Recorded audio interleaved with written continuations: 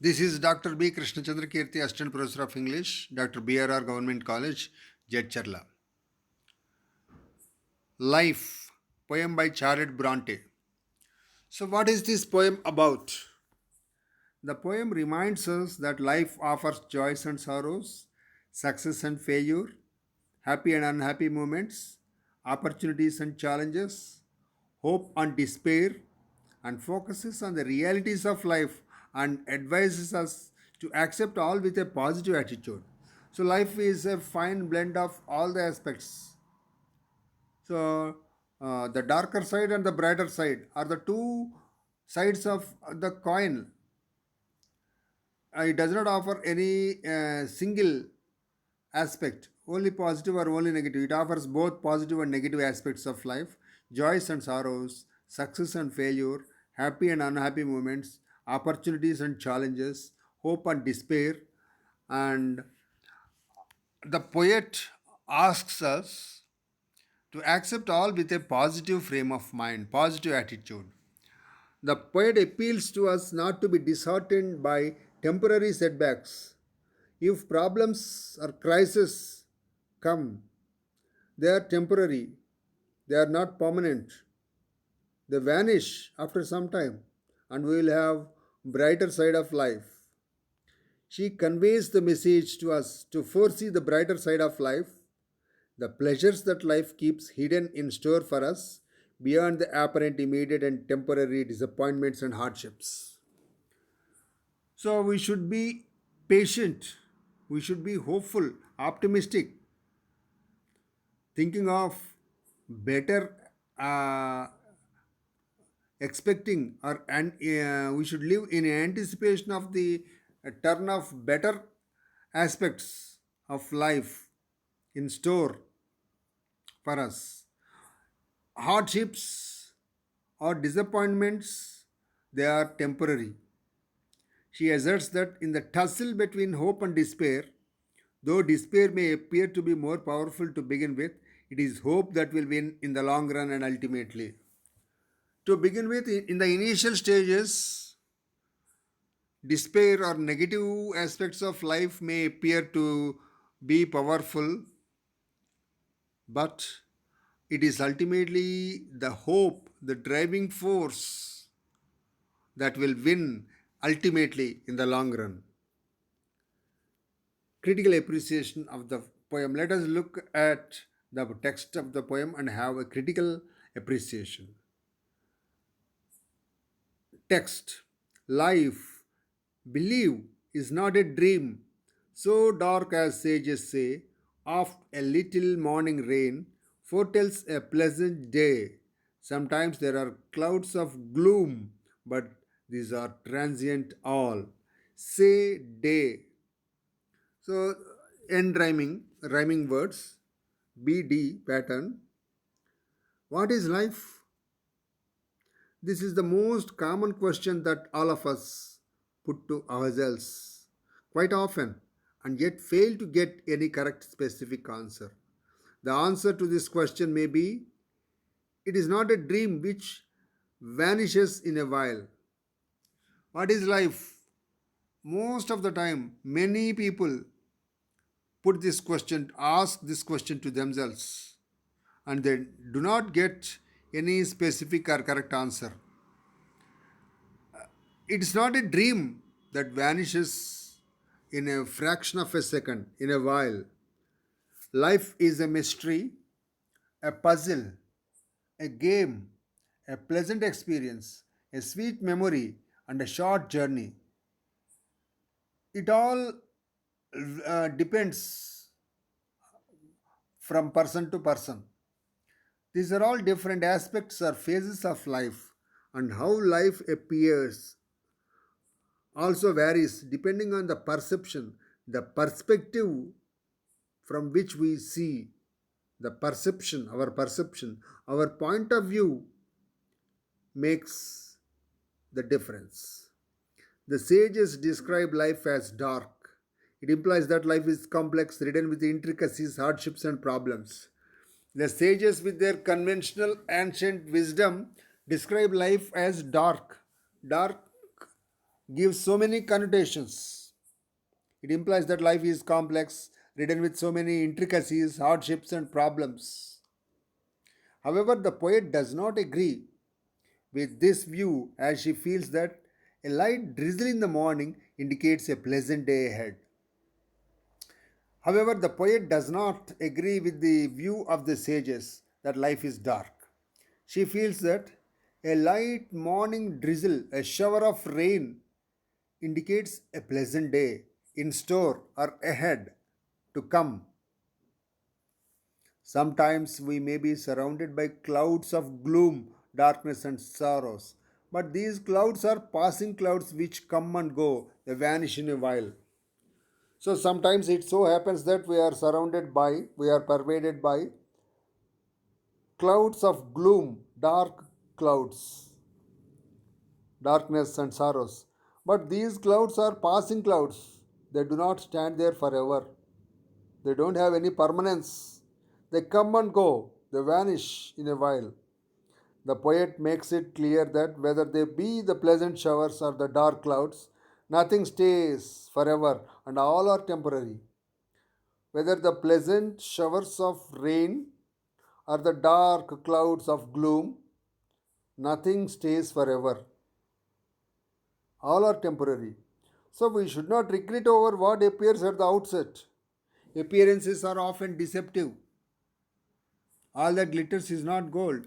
So we should not we should not worry or repent or regret over what appears at the outset.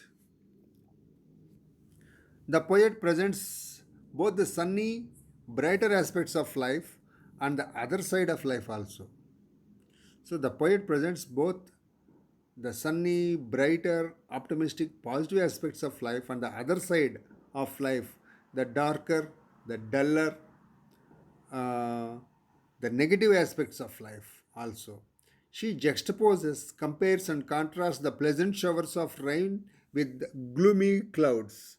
So, both these things, the pleasant showers of rain and the gloomy clouds, dark clouds, are compared, contrasted, and juxtaposed. If the shower will make the roses bloom, or oh, why lament its fall? Rapidly, merrily, life's sunny hours flit by. Gratefully, cheerily, enjoy them as they fly. Bloom, gloom, merrily, cheerily, by, fly, fall, all. These are the rhyming words, end rhyming. The poet refers to the light, pleasant showers from the sky which make the roses blue.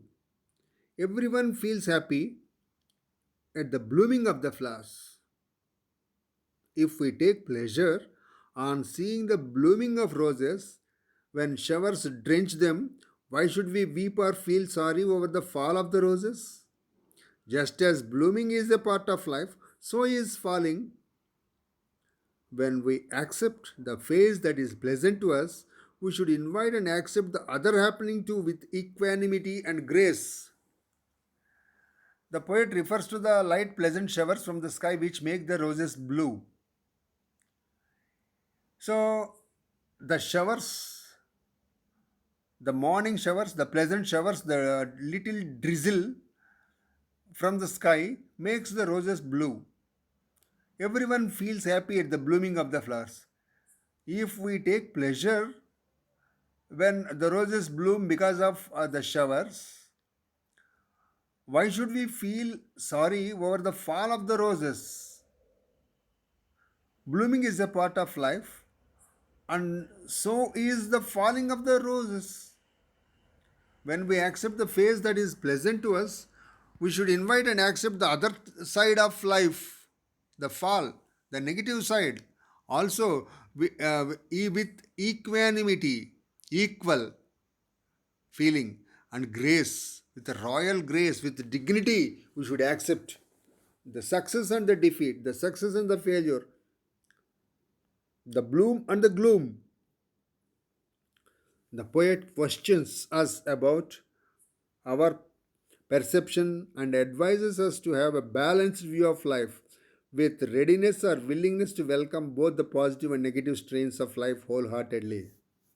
So the poet advises us to have a balanced view of life with readiness or willingness to welcome both the positive and negative strains of life wholeheartedly. She mentions that life's brighter moments pass swiftly and happily, and she urges us to enjoy those passing joyous moments with thankfulness and pleasant smile.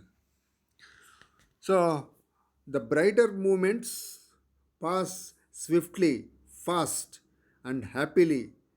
And the poet asks us, appeals to us to enjoy those passing happy moments with gratitude and pleasant smile. These lines speak of the positive mood of the speaker. The tone of the speaker is positive. What though death at times steps in and calls our best away? What though sorrow seems to win over hope a heavy sway? So, as P.B. Shelley says in his Ode to West Wind, if winter comes, can spring be far behind? So, nothing stops. If death steps in and takes away our best, our near and dear, our close ones, we are not going to lose our everything. As life offers both joys and sorrows, we should expect negative phase of life at times and be prepared and willing to invite, welcome, and accept such turn of events. So we must be ready to invite, welcome, and accept both positive and negative aspects, joys and sorrows of life. If death enters and takes away our close, near, and dear, let it be so, and we are not going to lose everything. We are not going to lose everything, all. It's all a part of life. Even if sorrow appears to win over hope, we should not lose our heart. We should not be disheartened if sorrow appears to win. For the time being,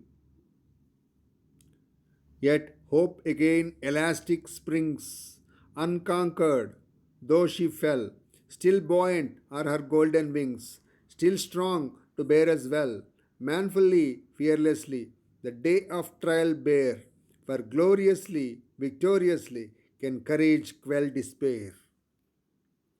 Even though sorrow seems to win over hope, the victory is ephemeral, temporary. The victory of sorrow is temporary, and hope springs with its elasticity. Just like a ball, it springs up even though it falls. Despite its fall, hope stands unconquered, unparalleled.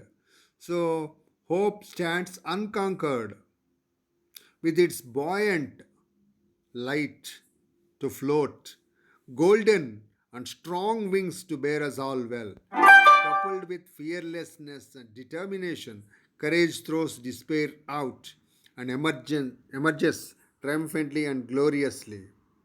So, courage comes out victoriously, triumphantly, and gloriously with fearlessness and determination. The poet uses images of nature such as flowers, roses, rain, clouds, and birds. The words associated with these images are morning rain, clouds of gloom, golden wings. The poet's view of life is practical and she adopts a positive attitude towards life. Finally, life is beyond and above anyone's control and any measure.